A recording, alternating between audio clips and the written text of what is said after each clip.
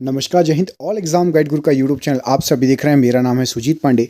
यहाँ पर आपके लिए पिछले 30 साल से भारत के सभी एग्जामों में बार बार पूछे जा रहे क्वेश्चन लेकर आ गए हैं।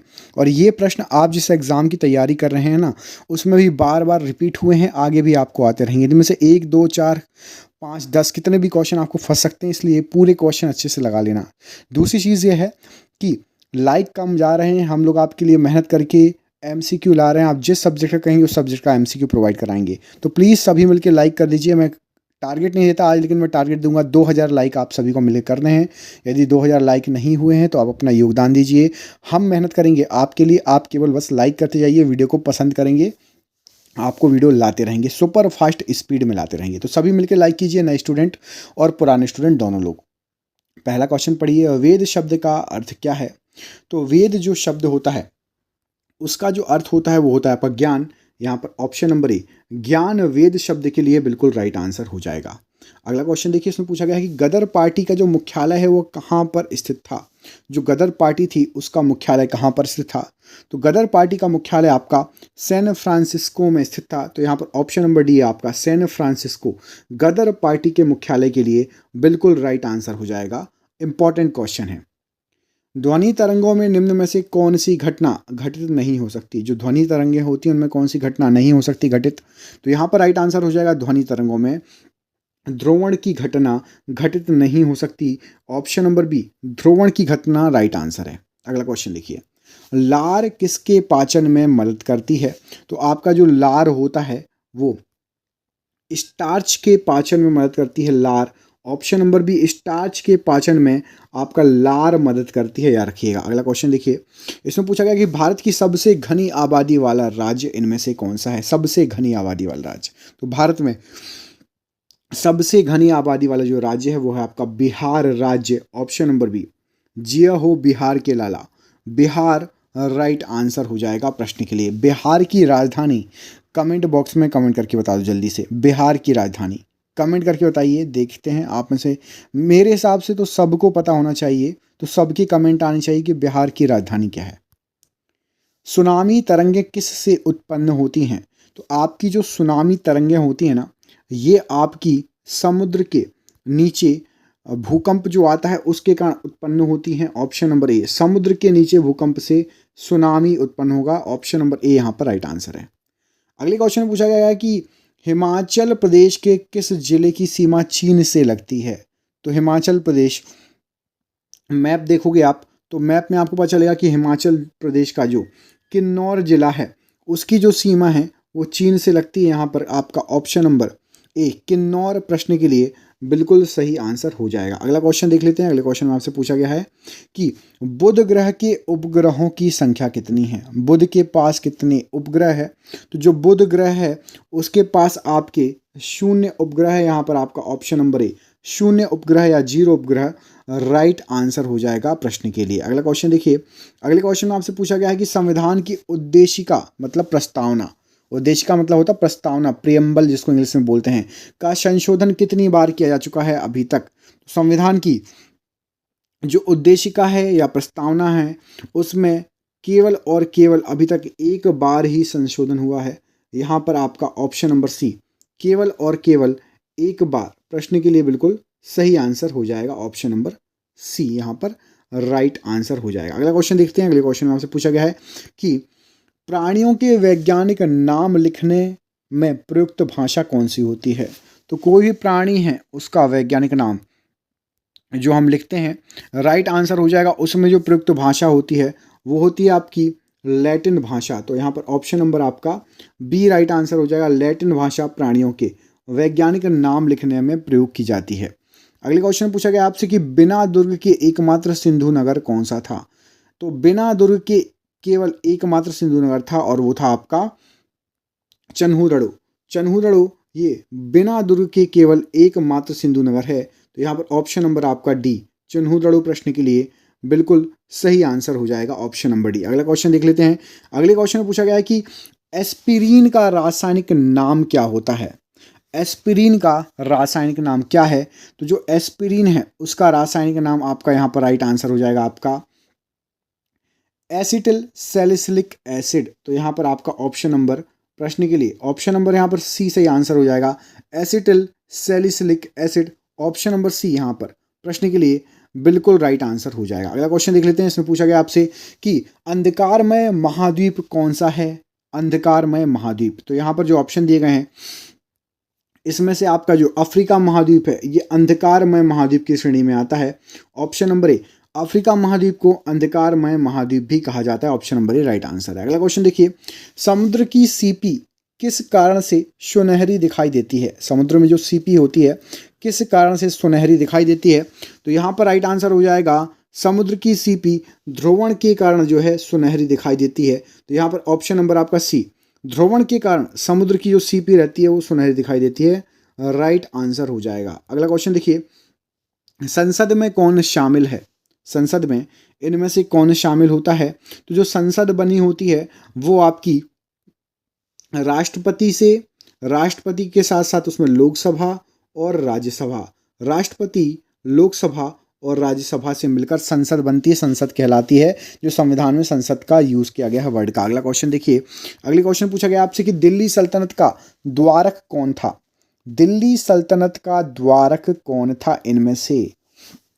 तो दिल्ली सल्तनत जो चालू हुई थी, स्टार्ट हुई थी इल्तुतमिश गुलाम वंश। ऑप्शन नंबर यहाँ पर इल्तुतमिश, दिल्ली सल्तनत का जो है द्वारक कहा जाता है इल्तुतमिश को। ऑप्शन नंबर यहाँ पर सी, इल्तुतमिश राइट आंसर है प्रश्न के लिए। अगले क्वेश्चन में पूछा गया कि रूसी क्रांति किस वर्ष हुई थी? तो रूस में जो क्रांति हुई थी, रूसी क्रांति बहुत फेमस, कई बार एग्जाम में आ चुका है क्वेश्चन। रूसी क्रांति हुई थी आपकी 1917 में। ऑप्शन नंबर यहाँ पर सी, 1917 में रूसी क्रांति हुई थी, प्रश्न के लिए राइट आंसर है। अगला क्वेश्चन देखिए, मध्य प्रदेश उच्च न्यायालय की पीठ कहाँ पर है? तो मध्य प्रदेश उच्च न्यायालय जो है वो आपका पड़ता है जबलपुर में। जबलपुर में उच्च न्यायालय है, हाई कोर्ट, और उसकी खंडपीठ बना दी गई है कहाँ कहाँ? भोपाल, ग्वालियर, ठीक है। जबलपुर है पीठ, मेन हाई कोर्ट जबलपुर लगता है मध्य प्रदेश का, याद रखना। अगला क्वेश्चन देखिए, संविधान की व्याख्या कौन करता है इनमें से? तो इनमें से संविधान की व्याख्या जो करेगा, संविधान की व्याख्या करता है न्यायपालिका। न्यायपालिका संविधान की व्याख्या करती है। ऑप्शन नंबर सी, न्यायपालिका का होना इसलिए बहुत जरूरी है। अगला क्वेश्चन देखिए, नापे किसका एक प्रकार है? नापे जो है ये इनमें से किसका एक प्रकार है? तो नापे ये आपका वलित संरचना का एक प्रकार है। यहाँ पर ऑप्शन नंबर बी, वलित संरचना, प्रश्न के लिए राइट आंसर है। अगले क्वेश्चन में पूछा गया कि प्रकाश तरंगे किस प्रकार की तरंगे हैं? जो प्रकाश तरंगे हैं वो किस प्रकार की तरंगे हैं?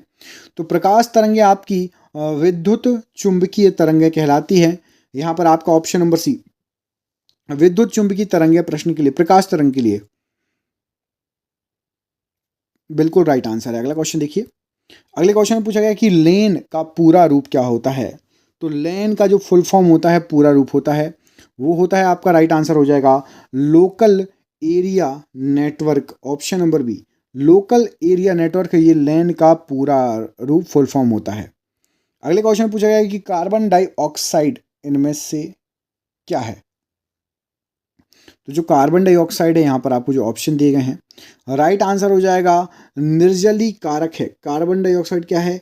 एक निर्जलीकारक की श्रेणी में आती है। ऑप्शन नंबर सी, निर्जलीकारक, प्रश्न के लिए राइट आंसर है। अगला क्वेश्चन देखिए, वयस्क मनुष्य के हृदय का वजन लगभग कितना होता है?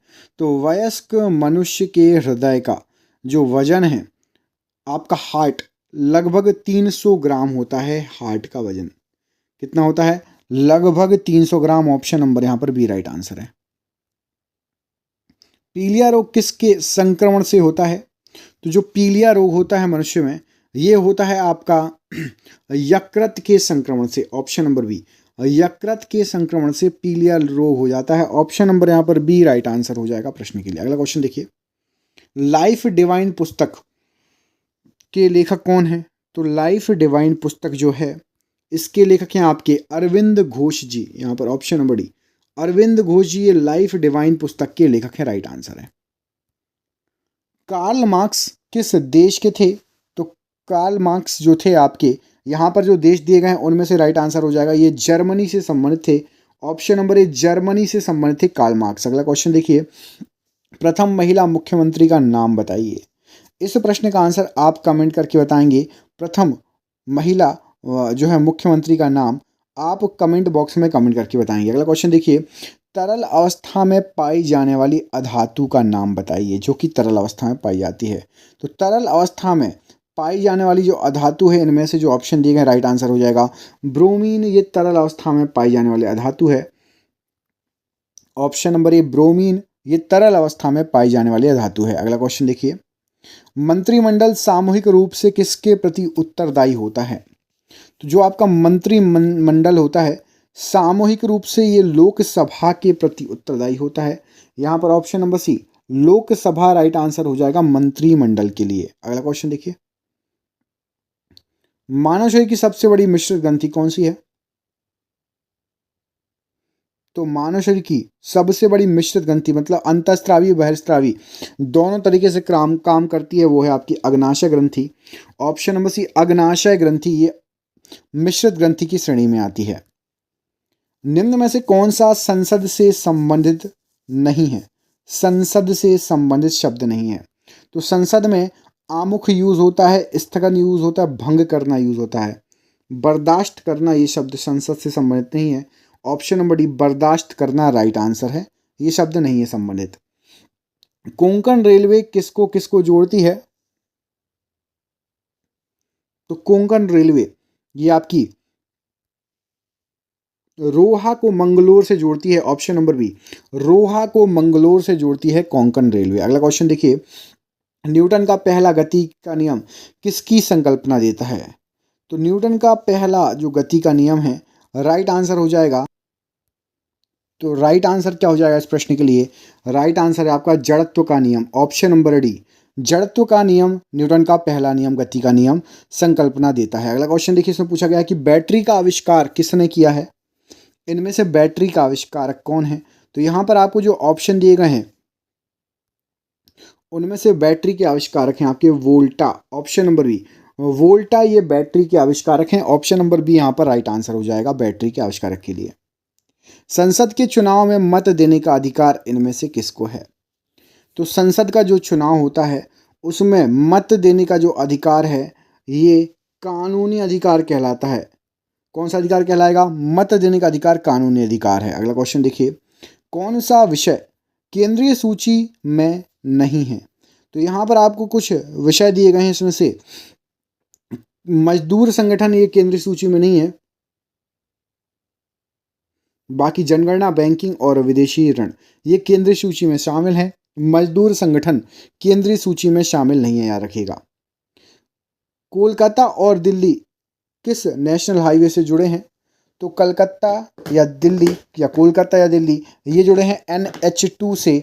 ऑप्शन नंबर यहाँ पर भी NH2 राइट आंसर हो जाएगा। अगला क्वेश्चन देखिए, जवाहरलाल नेहरू बंदरगाह कहाँ पर स्थित है? तो जवाहरलाल नेहरू बंदरगाह जो है ये आपका मुंबई में स्थित है। जवाहरलाल नेहरू बंदरगाह option number C Mumbai right answer है। ऑपरेशन फ्लड किससे संबंधित है? तो operation flood most important question है, कई बार एग्जाम में आ चुका है। ये आपका दुग्ध उत्पादन से संबंधित है। ऑपरेशन फ्लड दूध के उत्पादन से ऑपरेशन फ्लड का संबंध है। Option number A right answer हो जाएगा प्रश्न के लिए। अगला क्वेश्चन देखिए, हरित क्रांति का संबंध किस फसल से है? तो हरित क्रांति का जो संबंध है मुख्यतः गेहूं से है। चावल भी शामिल था लेकिन मुख्यतः गेहूं से है। ऑप्शन नंबर बी गेहूं को सबसे अधिक जो हरित क्रांति के समय बढ़ावा दिया गया। किस स्थान में बिरसा मुंडा ने अंग्रेजों का विरोध किया था? तो यहाँ पर आपको जो ऑप्शन दिया गया है राइट आंसर हो जाएगा छोटा नागपुर। ऑप्शन नंबर यहाँ पर बी छोटा नागपुर में बिरसा मुंडा ने अंग्रेजों का विरोध किया था। अरविंद घोष को किस मामले में गिरफ्तार किया गया? तो अरविंद घोष जी जो गिरफ्तार हुए थे यहाँ पर राइट आंसर हो जाएगा ये हुए थे आपके अलीपुर बम केस के कारण। ऑप्शन नंबर यहाँ पर ए अलीपुर बम केस के कारण अरविंद घोष जी को गिरफ्तार किया गया था। अगला क्वेश्चन देखिए, पानीपत का तीसरा युद्ध किस वर्ष हुआ था? तो पानीपत का जो तीसरा युद्ध हुआ था यहाँ पर आपको जो ऑप्शन दिए गए हैं राइट आंसर हो जाएगा 1761। ऑप्शन नंबर सी 1761 ईस्वी में पानीपत का तृतीय युद्ध हुआ था, तीसरा युद्ध हुआ था। सरफरोशी की तमन्ना अब हमारे दिल में है किसके द्वारा लिखा गया? क्या पूछा गया है? किसके द्वारा लिखा गया? तो यहाँ पर राइट आंसर क्या हो जाएगा इस प्रश्न के लिए? तो सरफरोशी की तमन्ना अब हमारे दिल में है, ये लिखा गया था राम प्रसाद बिस्मिल जी के द्वारा। Option number B, Ram Prasad Bismil जी राइट आंसर हो जाएगा प्रश्न के। दोस्तों, आप क्वेश्चन देख ही रहे हैं कितने शानदार क्वेश्चन है। हमने आपके लिए यही जो क्वेश्चन है, आपके एग्जाम जिस एग्जाम की आप तैयारी कर रहे हो ना, उसमें आ सकते हैं जीके के क्वेश्चन, और हमने 10,000 क्वेश्चन तैयार कर लिए हैं। भारत के सभी एग्जाम में 30 साल से बार बार पूछे गए ये क्वेश्चन है। इसकी हमने बना ली है पीडीएफ। अब पीडीएफ क्या है, आप मोबाइल पर पढ़ सकते हैं, किताब जैसे पूरी पीडीएफ तैयार कर ली गई है। व्हाट्सएप पर आप सभी को पीडीएफ मिल जाएगी। 10,000 जी के एमसीक्यू हैं। सोचिए आपने 10,000 जी के एमसीक्यू लगा ली तो कितने शानदार आपके जो है जीके जीएस हो जाएगा। ये पीडीएफ आप जो है 300 रुपए की है, लेकिन सभी को 99 रुपए में अभी दे रहे हैं। सिर्फ 99 रुपए में आप सभी को ये पीडीएफ मिल जाएगी। और फोन पे, गूगल पे, पेटीएम से आप पेमेंट कर सकते हो नीचे दिए गए नंबर पर, और व्हाट्सएप पर आप पीडीएफ प्राप्त कर सकते हो। जो भी फोन पे, गूगल पे, पेटीएम नहीं चलाता, वो अपने दोस्तों से, रिश्तेदारों से, कहीं से भी आप चाहें जहां से रिचार्ज कराते हैं वहां से पेमेंट करके प्राप्त कर सकते हो।